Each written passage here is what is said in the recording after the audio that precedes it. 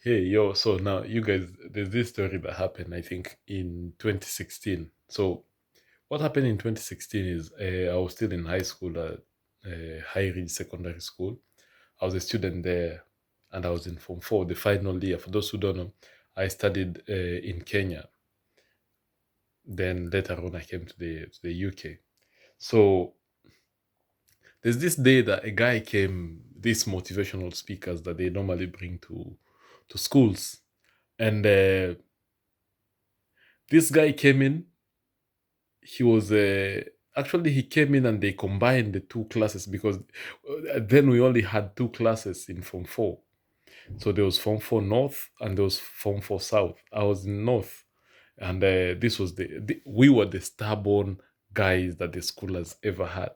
Anyone that has been to that school, I mean 2015, 2016, and all the girls that were behind us, they know we were many boys actually. I mean, we were very few boys. We were, I think, 14 or 15 of us, and the school had like 300 and something girls, almost 400 girls. So when this guy came in, he's the one that was giving us advice on how to deal with issues and motivating us in Form 4, the way you write, the way you do all these things. Then he told us that he's married. And I was like, okay, fine. Yeah, have a lovely wife. Now, the guy was saying, have a lovely wife, and I earned six figures. In 2016, we as the young boys then, we were amazed by this guy. He earned six figures, and he was like, it's not 100,000, it's over 100,000. So we were all amazed to listen to the story of this guy. And he goes on with the story and was telling us how he's enjoying his marriage life. I mean, he's having fun. They don't have kids yet. The wife also has a very good job. But hey, one thing about the guy is he was a bit overweight. I would say fat. He was a bit fat, and he was like, "You see, the way I mean, I've added some weight because I'm really enjoying the time that I'm spending with my wife." Now, we as the boys, we were just sitting down listening to this guy for him to finish because anyway, we were already running late because we were day scholars and the girls were the ones that were boarding. Though at the end of the year, we ended up boarding as well with the girls. So now, this guy start telling us how he's enjoying his relationship. He's having sex with his wife 24/7, and I was just we was just there listening. Then he takes it a bit further and he was like, boys, now let me tell you, instead of you going out there sleeping with different girls, A, B, C, D, I'll give you very good advice. All you have to do is the best thing that you can do is for you to just masturbate, and once you finish, you leave it there. Because that's the safest sex that you can have. No disease, no early pregnancies. And the girls were making fun of us. But then for me, I was kind of pissed off with what this guy was telling us.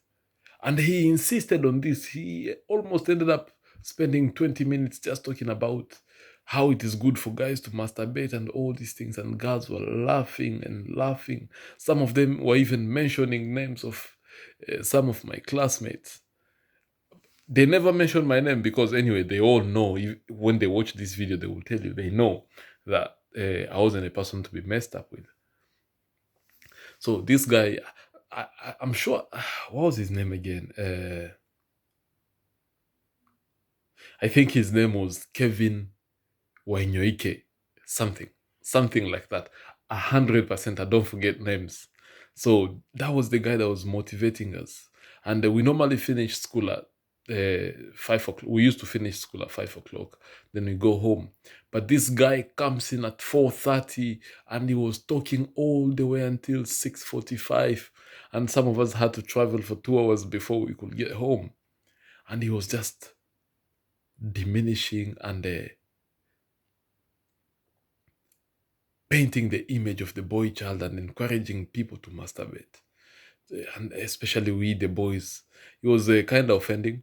And these are the people that are brought in school to speak to boys and been given all this kind of nonsense information just because they're motivational speakers, and they lie to these naive young people that, oh yeah, it's good if you go do this, go and fucking masturbate and all that kind of nonsense.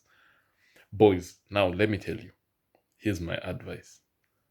Don't don't do it. No matter who is telling you, where they are telling you from, what's their life experience, don't do it. Abstain. Don't go around just wasting your energy. Every other person that speaks on the internet, they tell you about the benefits of you maintaining your frame and your masculinity. So I'm also telling you from this story that I was given in 2016 when I was still in high school. And today here I am. I am repeating this to you. Boys, don't do it. Just don't do it.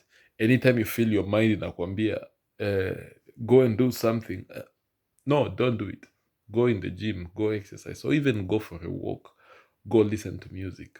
Keep yourself busy. Well, before I finish this video, I'll tell you something. In the book of Think and Grow Rich by Napoleon Hill, an amazing book. I think I'll link it in the description of this video. This is not a promotion. In his book, he says how guys do not attain success until the age of 40. Why? It's because most of you youngsters, you are wasting your time chasing all these girls and things that are not really meaningful. But